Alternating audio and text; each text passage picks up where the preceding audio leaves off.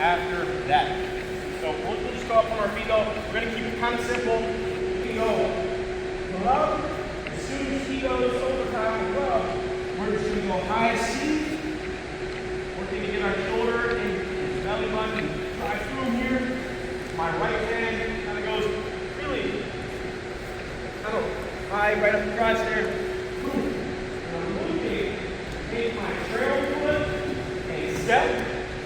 Trail foot steps behind him, right behind his heel essentially. Not really behind him, but if you drew a line from his left heel to his right heel, I'm trying to step right past that imaginary line. What does that do? Watch. What does that do to him? Makes him step. Kind of makes him step. So if it helps, pretend like you can even stand on this line you're doing. Put your heels on this line.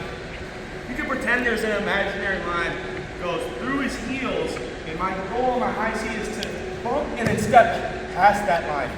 What does that do? It bumps him back. It bumps him back. As I step past that line, my right foot that's on the mat is going to pivot and windshield wiper in that foot. The goal is to keep the ankle from in reach. Be ready to double right off.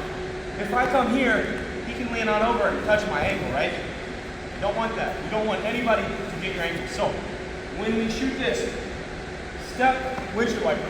Your ankle should be hidden. You're in a position now to look across your partner's back.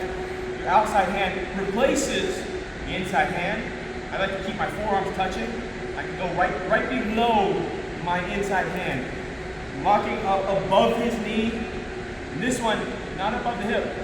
Don't do this. We lose strength when our arms get above this hip. Above the knee, below the hip. I like to go kind of right the hamstring so that when I pull down, it makes his knee buckle here. Just run our feet. Boom. I like to just run my feet.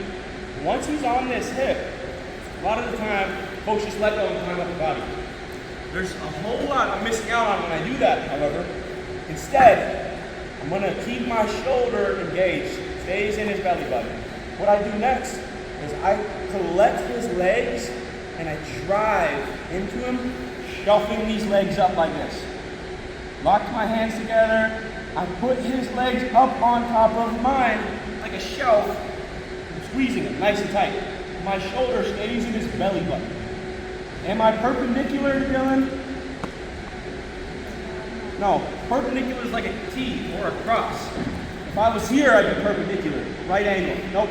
Am I parallel with Dylan? No. You find that in between. I've got a 45-degree angle, maybe a little less from where I'm driving. The goal here, just laying back, is to pretend like my shoulder is driving in his belly button and up under his rib cage. I want to get my shoulder in the belly button, drive up under their rib cage. That keeps them planted in the mat. It makes it harder for them to breathe. It makes it harder for them to turn down and get off of their back too. So shoulder in the belly button, shelf these legs, drive.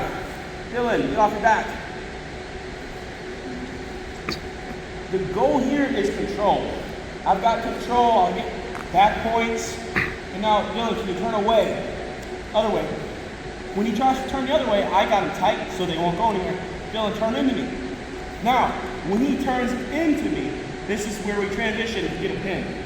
My bottom hand, which in this case is my right hand, is going to let go. It's going to swim behind his head. I'm almost cupping his right shoulder. So I go behind his head to that far shoulder. This left hand is going to let go and it's going to go right at the back. See where I'm at, guys? Yeah. Right hand cups that shoulder, left hand goes right up the back. I never let my chest pop out. It stays engaged the whole time. And now I'm going to drive my chest low and slow right through him here. Chest on top. I got my butt higher than my chest. If my butt is lower than my chest, there's not pressure through the chest. If my butt's higher than my chest, then all of my weight comes through my chest, which should be right on top of his chest. The goal here is not to be over the top, but you're starting low so that when you drive, all of your weight is on the chest. Dylan's back. Did it pop? It popped. That's a great way, a great measure of your pressure. If you're drilling this in your first couple reps, making your partner's back pop, you probably have some good pressure.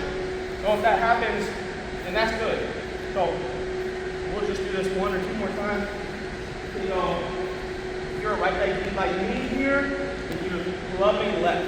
My right leg lead, club left. He goes overtime here. I'm gonna lower my level.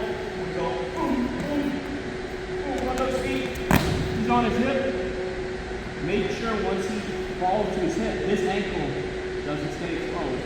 Guys might grab it, they'll funk roll you. We don't want that. So I gotta make sure I keep my ankles away from him on the finish. I'm gonna drive shoulder to the belly button.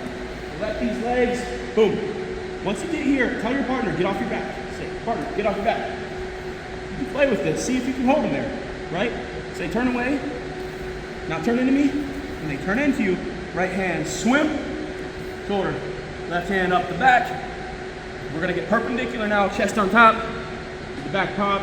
Good. If he fights away from you, head post if you have to, let go if you really have to, and if he fights into you, just lower your level, get your chest low, and drive through it again. Trying now to stay perpendicular with that chest, all the weight coming through the chest. Man, anybody want to see it again?